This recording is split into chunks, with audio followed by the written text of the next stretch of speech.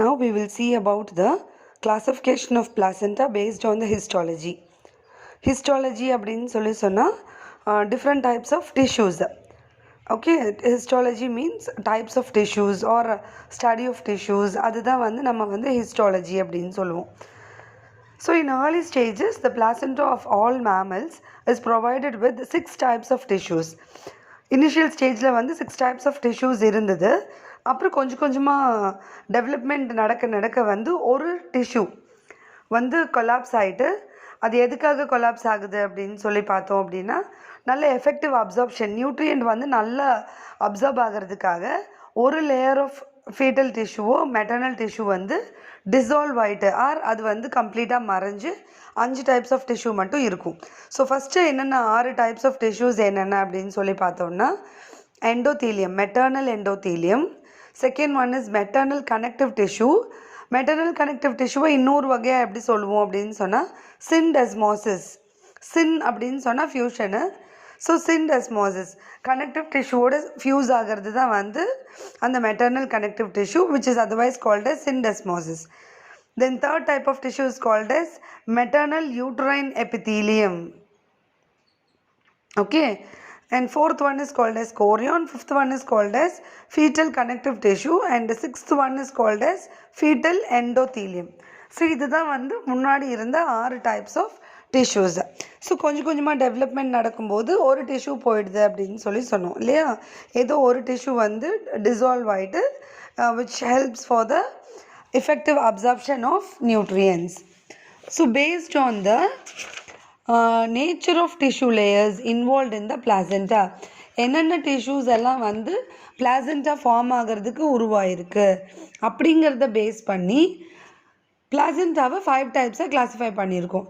So first type is called as epitheliochorial placenta. Once again I'll say 5 டைப்ஸாக வந்து அதை பிரிச்சிருக்கோம். என்னென்ன tissues வந்து help பண்ணுது பிளாசென்டா உருவாகிறதுக்கு அப்படிங்கிறத பேஸ் பண்ணி 5 டைப்ஸாக நம்ம பிரிச்சிருக்கோம். அதில் first type is called as epitheliochorial placenta. So what is this epitheliochorial placenta?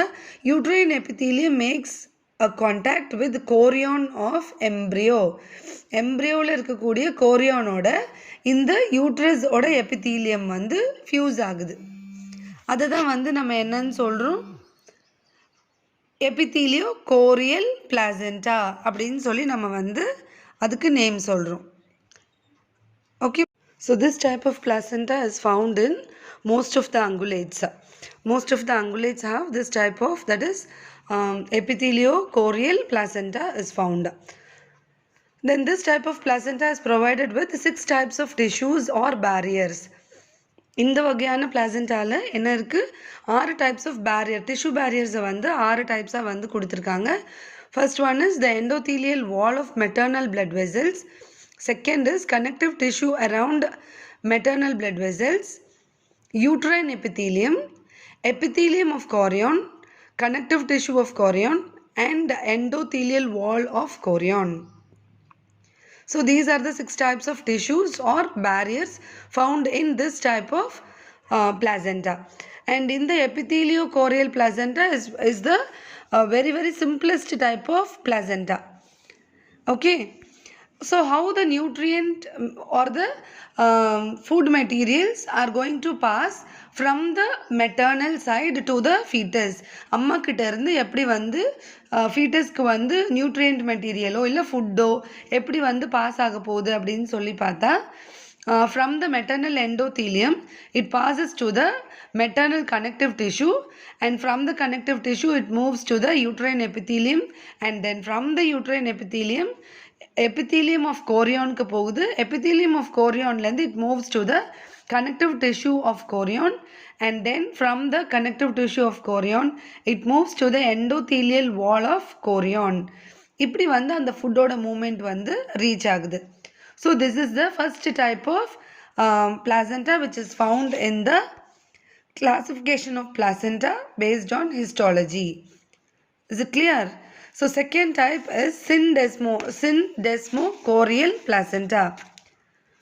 Syndesmochorial placenta, that is maternal connective tissue is going to make a close contact with the chorion. The connective tissue of mother is going to make a close contact with the chorion, and in this type the uterine epithelium is eroded. In the type of placenta இருக்கக்கூடியதுல என்னன்னா அந்த uterine epithelium வந்து ஃபுல்லா வந்து உறிஞ்சு or கிழிஞ்சு it will bleed when the baby is given out or when the baby is born. With the bleeding or shedding of blood, the baby is going to give birth. So the uterine epithelium is eroded completely. Example for this type of placenta is sheep, goat, camel, cow, buffalo, etc. And here how the nutrient or the food material is going to pass from mother to fetus is from the mother's endothelium, that is from the maternal endothelium. It moves to maternal connective tissue, then to epithelium of chorion, and then it moves to connective tissue of chorion, and then finally reaches the endothelial wall of chorion. So this is the arrangement or the way how the food material or the nutrient material is going to pass. Okay, so this is the second type, and the third type is endotheliocorial placenta. The third type is endotheliocorial placenta, and this endothelium of mother makes direct contact with the chorion. இதில் என்ன ஆகுது, மதரோட endothelium ஃபீட்டஸோட chorion கூட டைரெக்டாக வந்து contact வச்சுக்குது. In this type uterine epithelium and maternal connective tissues are eroded. இதில் வந்து என்ன போன இதில் வந்து நம்ம வந்து யூட்ரைன் எபித்தீலியம் மட்டும்தான் வந்து இரோட் ஆகும்னு சொன்னோம். பட் வேற இங்கே வந்து என்ன ஆகுது அப்படின்னு சொல்லி பார்த்தோம்னா யூட்ரைன் எபித்தீலியத்தோடு சேர்ந்து மெட்டர்னல் கனெக்டிவ் டிஷ்யூ, அம்மாவோட கனெக்டிவ் டிஷ்யூவும் சேர்ந்து இரோட் ஆகி கிழிஞ்சு it is going to deliver or give out the baby. Example, all types of cats, dog, lion, tiger, etc. And here how the nutritive or the food material is going to get transported from mother to fetus is from the maternal endothelium. It reaches to the epithelium of chorion, and then reaches connective tissue of chorion, and then reaches the endothelial wall of chorion. So this is the way how the food is going to reach the fetus. So this is third type. இது மூணாவது type நம்ம பார்த்தது. ஓகேவா, endotheliocorial placenta. So next type is fourth type, hemocorial placenta. So fourth type என்னது, hemocorial placenta. So chorion ஓட embryo ஓட chorionum, okay, embryo ஓட chorion directly dip into the maternal blood sinuses. blood sinuses அம்மாவோட blood sinusesல, அதாவது blood vesselல வந்துட்டு எம்ப்ரியோட chorion டைரெக்டாக வந்து tip ஆகுது, முங்குது. In this type uterine epithelium, maternal connective tissue and maternal endothelium is eroded. So அந்த second type நம்ம பார்த்தது வந்து சின்டெஸ்மோகோரியல்ல வெறும் வந்து யூட்ரைன் எபித்தீலியம் மட்டும் இரோட் ஆகுது அப்படின்னு சொல்லி பார்த்தோம்.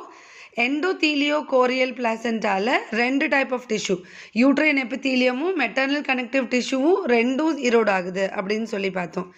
இப்போ இந்த ஃபோர்த் டைப் ஹீமோகோரியல்ல, ஹீமோ அப்படின்னு சொன்னால் we know that it is blood, chorion அப்படின்னு சொன்னால் அந்த டிஷ்யூ, ஃபீட்டல் டிஷ்யூ. ஸோ அந்த ஃபீட்டல் டிஷ்யூ பிளட்டில் அம்மாவோட பிளட் வெசலில் வந்து மூங்கி இருக்குது அப்படிங்கிறதுனால தான் இதுக்கு டைட்டிலே வந்து ஹீமோகோரியல் பிளாசென்டா அப்படின்னு சொல்லியிருக்கோம். அப்போ இங்கே என்ன ஆகுது அப்படின்னு சொல்லி பார்த்தா uterine epithelium, maternal connective tissue, அப்புறம் மெட்டர்னல் எண்டோத்தீலியம், இது மூணுமே வந்து இரோட் ஆகுது, நல்லா வந்து கிழிஞ்சிட்டு பேபி வந்து டெலிவரி ஆகும். ஸோ இது எந்த மாதிரியான மேமல்ஸ்லாம் இருக்குது அப்படின்னு சொல்லி பார்த்தா மேன், மங்கி, பேட்ஸு இதிலெல்லாம் வந்து இருக்குது. ஓகேவா, கிளியரா கேர்ள்ஸ்? நல்லா கிளியராக புரிஞ்சுதா? ஹீமோகோரியல் அப்படின்னு சொல்லும் போதே உனக்கு வந்து அது என்ன அப்படிங்கிறது நல்லாவே தெரியும். சரியாம்மா? Okay.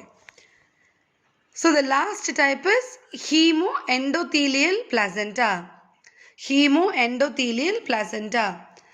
Here fetal blood vessels dip into the maternal blood pools.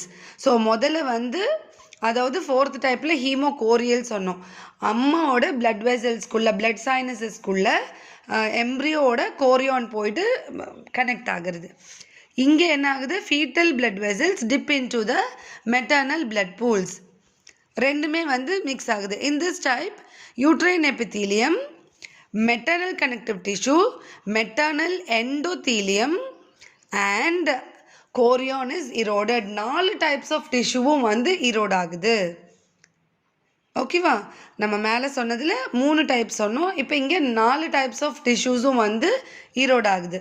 என்னென்ன, uterine epithelium, maternal connective tissue, maternal endothelium and chorion. அதாவது அம்மா கிட்ட இருக்கக்கூடிய 3 லேயருமே வந்து 3 டிஷ்யூஸுமே வந்து ஈரோட் ஆகுது. அண்ட் எம்ப்ரியோவில் இருக்கக்கூடிய கோரியான் லேயர் எது வந்து பிளட்டில் வந்து மிக்ஸ் ஆகிருக்கோ அதுவும் சேர்ந்து ஈரோட் ஆகிட்டு the baby is given birth.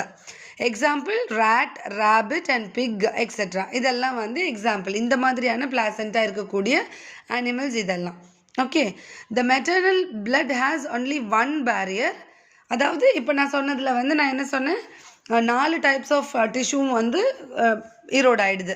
So மொத்தமே நம்ம 5 டைப் ஆஃப் டிஷ்யூ தான் வந்து இருக்குது அப்படின்னு சொல்லி பார்த்தோம். அதில் 4 type of tissue is getting eroded. So the maternal blood has only one barrier. ஒரே ஒரு பேரியர் மட்டும்தான் இருக்குது. அது foetal endothelium to reach the embryo.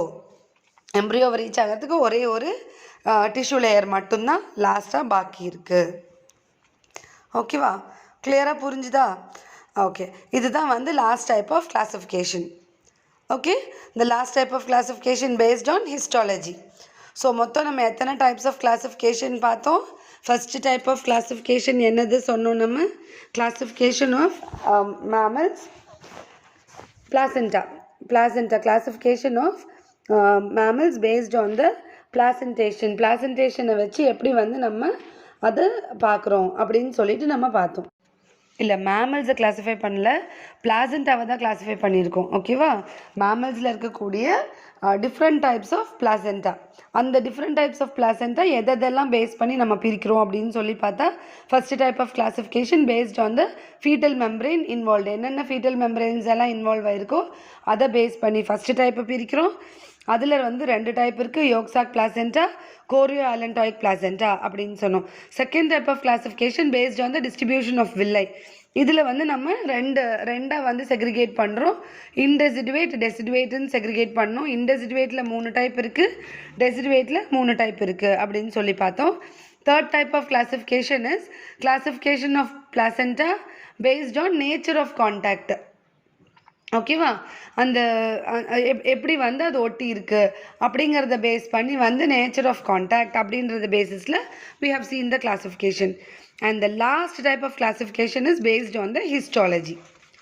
Okay, so hope you all understand or understood what is classification of placenta, why placenta is very important, what are all the characteristic features of placenta அப்படிங்கிறது எல்லாமே வந்து உங்களுக்கு நல்லா புரிஞ்சிருக்கும் அப்படின்னு சொல்லி I believe. Okay, so if you have any doubts or clarifications, please go through this video, see the slides as well as the audio. Then if you have any doubt or clarifications, please ask me. Okay, thank you girls.